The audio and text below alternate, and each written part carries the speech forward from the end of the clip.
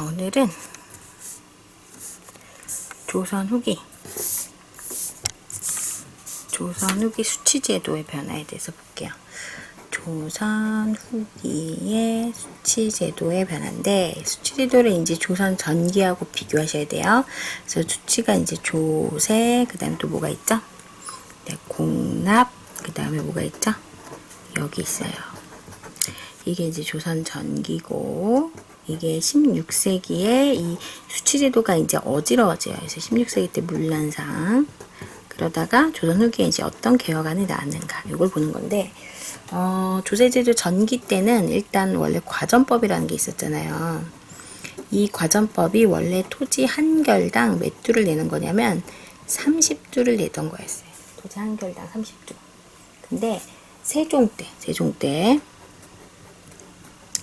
때 먼저 비옥도에 따라서 전분 6등급 비옥도에 따라서 나누는 게 6등급으로 나누는 게 전분 6등법. 그 다음에 풍년과 흉년에 따라서 나눴던 게 연분 9등법이라고 하는 게 있습니다. 자, 이게 이제 무슨 의미냐? 연분 9등법과 전분 6등법. 여기다 할게요. 전분 6등법은요. 토지를 나눈 거예요. 뭐에 따라서? 비옥도에 따라서 6등급으로. 그쵸? 그래서 이거는 이제 뭐에 따라 나눈 거냐면 비옥도에 따라서 나눈 건데, 이거는 한 결을 자는 자의 크기가 비옥도에 따라 달라요. 자의 크기가 다른 거. 그래서 한 결이 똑같은 한 결인데도 비옥도가 1등급이면 자가 좀 어떻게 돼요? 좀 작고 비옥도가 좀 안 좋으면 자가 좀 크고 이런 거라고 생각하시면 돼요. 그래서 한 결을 재는 단위가 다른 거고, 연분 9등법은 누가 어느 때 왕 때 한 거냐면 세종 때 한 건데, 이거는 풍흉에 따라 한 거죠. 그래서 풍년과 흉년에 따라 한 건데, 제일 풍년이 잘 되니까 상상년이라고 해요. 상상년. 그 다음에 상중년. 그 다음에 상하년. 그 다음 중상년. 중년, 중하년, 하상, 하하, 하중, 하하. 이렇게 해서 9등급이거든요. 마지막에 이제 하하년이겠죠. 제일 흉년이 들었던 게 이제 하하년이겠죠. 하하년. 그래서 상상년에 한 결당 20두를 내는 거예요. 그리고 18두, 그 다음에 16두, 그렇죠? 이런 식으로 해서 결국 하하년에 한 결당 몇 두가 되냐면 4두가 됩니다. 자, 그럼 문제를 내보도록 할게요. 전분 6등법에 따라 3등급인 토지가 있어요. 근데 이 토지가 그해 상중년인데 몇 결을 갖고 있었냐면 2결을 갖고 있었다고 합니다. 몇 두를 내야 될까요? 자, 그럼 여러분들이 이거에서 이제 함정에 빠져 3등급. 그럼 이거 계산할 때 뭐 어떻게 해야 되는 거 아니야? 할 텐데, 얘기했잖아요. 이거는 자의 크기가 다른 거기 때문에 어차피 자에 따라 자는 길고 짧아지지만 그냥 한 결은 한 결이에요. 그래서 3등급 이런 건 다 함정입니다. 그냥 3등급이구나 넘어가세요. 그리고 2결 갖고 있는 게 중요하고요. 그쵸? 상중년이니까 상중년은 18두죠. 한 결당. 그러니까 18 곱하기 2에서 그냥 36두라고 하면 되는 거죠. 이런 식으로 문제가 나올 수 있습니다. 그래서 알아두셔야 돼요. 아무튼 세종 때 이거 했다는 거죠. 이게 바로 뭘 알 수 있어? 연분 9등법에 따라서 풍년과 흉년 매년 세율이 어떻게 됐다? 달라졌다는 거죠. 세율이 고정이 아니었다라는 거예요. 그쵸? 자, 근데 16세기 때가 되면 어떤 일이 발생하느냐? 지주가 자기가 세금 안 내려고 소장농한테 막 전가시켜요. 세금을. 그쵸? 소장농한테 전가. 이건 이제 여러분들 그 자긴이라고 하거든요. 자긴. 이 자기한테 전가시키는 여러 가지 물량산이 나타나게 돼서 이제 후기 때 인조 때 영정법으로 바뀌게 됩니다. 이건 이제 영조가 한 거예요. 인조가 한 거죠. 영정법. 이거는 인조가 한 거예요. 인조가 토지 한 결당 4두로 내겠어요. 4두. 그 뭐 한 거죠, 이거?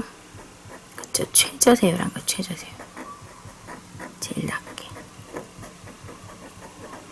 최저세율을 한 거죠. 그래서 한 결당 몇 두로 내게 했다? 4두로 내게 했다라는 거죠. 이거 무슨 법이라고 한다? 영정법이라고 한다. 잊으시면 안 되겠어요. 어느 왕 때 한 거다?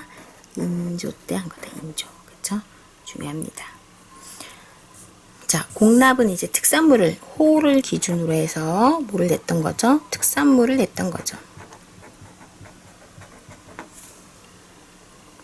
그런데 주로 이제 뭐였어요? 특산물이 이제 현물이었죠, 현물. 그리고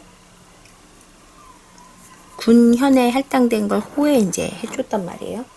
그죠? 근데 이제 여기 어떻게 되느냐? 그 박납의 폐단이라는 게 발생하는데 이게 뭐냐면 그 해에 이제 200개의 규를 바치던 마을이 있었어요. 근데 이 마을이 그 해에 흉년이라서 100개의 규를 바치게 되면 어떻게 되느냐? 충심이 반으로 줄었다 해서 영모죄가 되는 거예요. 그래서 수령이 급하게 100개를 사다가 200개를 해가지고 바치고 나머지 돈을 걷었던 거죠. 근데 이제 요걸로 돈을 벌 수 있겠다 이런 생각이 든 거예요. 그래가지고 그 상인한테 먼저 200개를 사버려요, 이제 아예. 그리고 이제 농민들한테는 내가 사서 바쳤으니까 너네들은 돈만 내라. 그래서 고리대처럼 이자를 뜯어갔던 거죠. 이때 이제 이 상인을 뭐라고 하냐면 직접 내게 하는 것을 방해한 사람이다라고 해서 방납업자라고 하고요. 이런 방납업자가 농간을 부려가지고 수령과 방납업자가 손을 잡아서 혹시 농민들을 힘들게 했던 것이 바로 무슨 폐단? 방납의 폐단이죠. 문제에서는 방납의 폐단이 딱 나오면 이건 공납의 폐단이에요. 16세기 공납의 폐단이고 이것을 개혁하고자 무슨 법이 등장했냐면 대동법이 나왔죠. 대동법. 대동법은 토지 한 결당 12두에 쌀, 배, 돈 같은 걸로 내도록 하는 건데 이것 때문에 이제 뭐예요? 공납이 쌀 가진 사람이 내게 되는 거죠. 공납이 이제 전세와 토지에 대는 세금처럼 된 거고요. 이것의 결과 이걸 받아가지고 나라에 필요한 물품을 사는 공인이 등장하게 돼서 공인이 대량 생산 주문을 하게 되는 무슨 경제가 발생하게 되었다? 상품화폐 경제가 발생하게 됐다라고 얘기해요. 그래서 대동법은 결과가 중요합니다. 일단 첫 번째 공납의 무슨화가 되었다? 전세화. 누가 등장해? 공인이 등장해서 무슨 경제가 발달하게 되었다? 상품화폐 경제가 발달하게 되었다. 라고 하는 거 잊으시면 안 되겠습니다. 이걸 처음 시행했던 왕은 앞에서 어디선가 들어봤지만 이제 광해군 때고요. 전국적으로 이제 확대됐던 때가 숙종인데 무려 몇 년이 걸렸냐면 100년이 걸립니다. 100년. 100년이 걸린 이유는 기준이 뭐로 바뀌었고요. 기준이 토지로 바뀌게 되면서 양반 지주가 반발이 너무 심했던 거죠. 그래서 양반 지주의 뭐가 너무 심했다? 반발이 너무 심했기 때문에 그쵸? 이렇게 100년이 걸렸다. 하는 거 잡아내 주세요. 그 다음에 역은요, 이제 16세에서 60세 미만의 정남, 16세에서 60세 미만의 정남이 부가해서 군역하고 요역이 나타나게 됐는데, 앞에서도 봤지만, 뭐, 대립제, 대신 쓰게 되는 거, 대립제라든지, 또 뭐가 있어요? 방군 수포제 같은 거가 있죠. 이런 것들이 있게 되면서 방군 수포제 같은 게 있게 되면서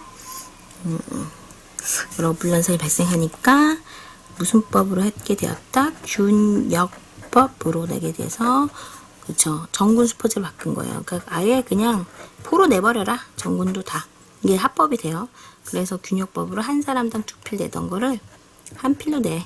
하지만 보충해야지 라고 하면서 이제 왕실 종친들이 갖고 있었던 어장에 대해서 내는 세금, 어장세, 그쵸? 그 다음에 염세, 그 다음에 뭐가 있어요? 선박세를 내게 하고, 그쵸? 토지 가진 사람이 2두씩 더 내게 하는 뭐를 징수했어요. 결작을 징수하고, 선무, 군관포라고 하는 놀고 먹는 양반에게 포를 징수하죠. 그래서 여러분 요거 꼭 나옵니다.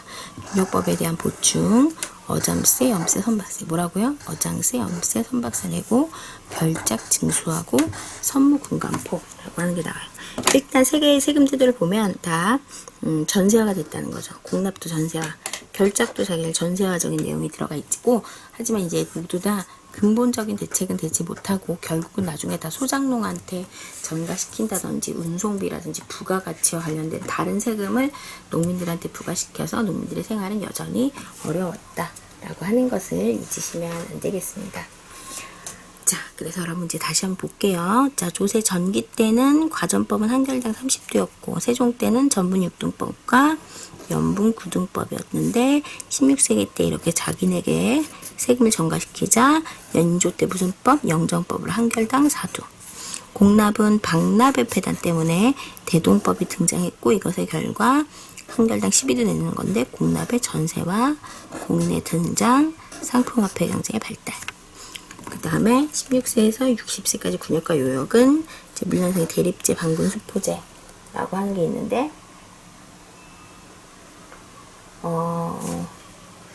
요거 같은 경우는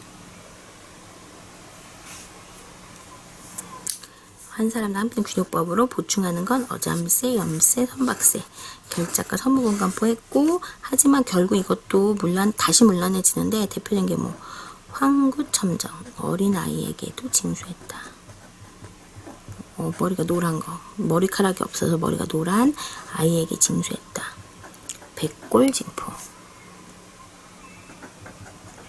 나이가 들은 사람한테도 징수했다. 그쵸? 도망가면 옆집 사람이 징수하는 징. 그쵸?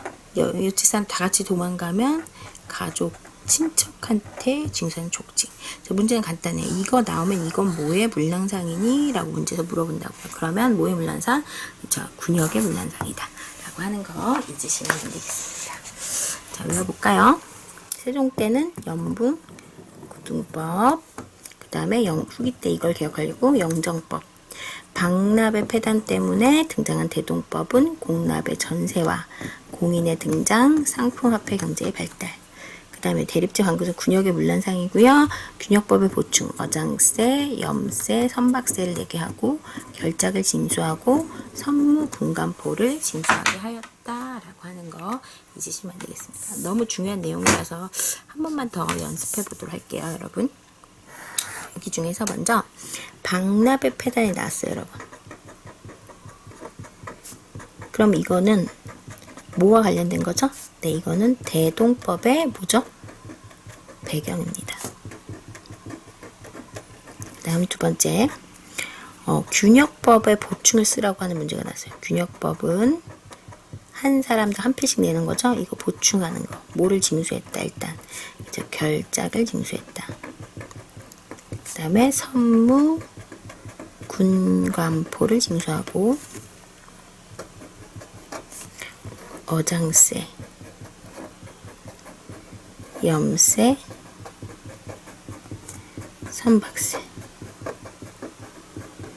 그쵸? 이런 거 되겠다는 거죠. 그래서 균역법을 보충했다라고 하는 거 나오셔야 돼요. 그 다음에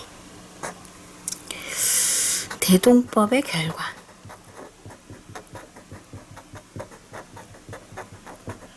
누가 등장하게 됐다는 거요? 공인이 등장하게 되었고 이 결과 무슨 화폐 경제가 발달하게 되었다? 상품 화폐 경제가 발달하게 되었다. 잊으시면 되겠어요. 상품 화폐 경제가 발달이죠. 그쵸? 이거 중요합니다. 그쵸? 그 다음에 영정법은 어느 왕 때? 인조 때. 한 결당 4도로 조세에 대한 최저 세율화. 이런 게 나온다는 거죠. 그리고 황구첨정, 백골징포, 인징, 족징은 뭐의 폐단을 보여주는 것이다. 그쵸? 균역의 물란. 그러니까 군역의 물란. 균역법을 시행했지만 여전히 계속됐던 물란상이죠. 요거까지 여러분들이 정리를 하시면 좋겠네요. 자, 한 번 더 복습하시고요. 프린트 있으신 분들은 꼭 프린트의 OX 문제라든지 이런 것들을 꼭 풀어보시길 바라겠습니다.